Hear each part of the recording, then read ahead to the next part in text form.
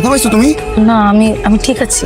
আমার তো মনে হচ্ছে তুমি ব্যথা পাইছো। আপনি কি রাস্তাঘাট দেখে চালাবেন না? রাস্তাঘাট কি আপনার বাবার নাকি? জানি কেন যান। আপনি তো উত্তেজিত হবেন না, তো উত্তেজিত হওয়ার মতো কিছু হয়নি। আমি ঠিক আছি। ওই রাশেদ দেখ, রক্ত ঝরতেছে। আমি যেতে পারবো। তুমি উঠো, ওঠার চেষ্টা করো।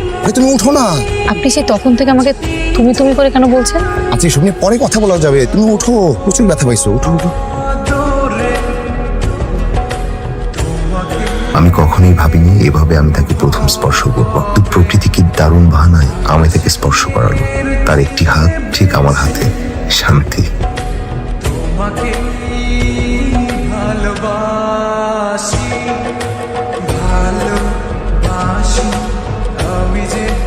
একা যেতে পারবা? আমি নামিয়ে দিয়ে আসি। লাগবে না, আমি যেতে পারবো। আজকের জন্য ধন্যবাদ। অনেক সুন্দর করে কেয়ার করেছেন আপনি। আসি তাহলে। আচ্ছা।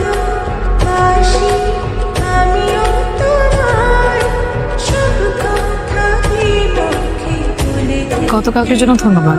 বারবার বলছিলেন যে ব্যথা লেগেছে, তখন আমার তেমন মনে হয়নি। এটা আপনার জন্য। ধন্যবাদ। তবে একটা ব্যাপার ভেবে খুব অবাক হয়েছি। অ্যাক্সিডেন্ট করেছি আমি, ব্যথা পেয়েছি আমি, কিন্তু আমার মনে হলো আপনি ব্যথা পেয়েছেন আমার চেয়েও বেশি। একটা আহত মানুষের প্রতি মানুষের সহানুভূতি থাকবে, এটাই তো স্বাভাবিক, তাই না? কিন্তু আমার কাছে কেন যেন মনে হয়েছে সহানুভূতির থেকে অনুভূতিটা বেশি ছিল। অনুভূতি কতদিন ধরে? আসলে ভার্সিটির প্রথম দিন থেকে। প্রথম দিন থেকে? কিভাবে? আমি নাচছিলাম, তখন তুমি আমার পাশ দিয়ে যাচ্ছিলে। তখন স্লো মোশন ফ্রেমে 100 FPS এ তুমি এন্ট্রি নিবে। আপনি কি কবিতা পড়েন? হ্যাঁ, কবিতা পড়া হয়। এখনো মাথায় একটা চলছে, শুনবে? শুনান। আমার হৃদয় প্রাণ সকলই করিয়েছি দান, কেবল সরমখানি রেখেছি চাহিয়া নিজের পানে, নিশিদিন সাবধানে সযতনে আপনারই ঢেকেছি। বাহ, কি সুন্দর কণ্ঠ, কি সুন্দর আবৃত্তি। আপনাকে ধন্যবাদ। এই আপনি শব্দটা কবে তুমি হচ্ছে?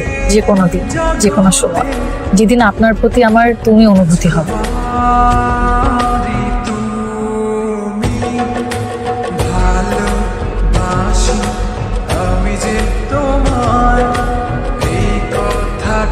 ছিল শুধু বলা।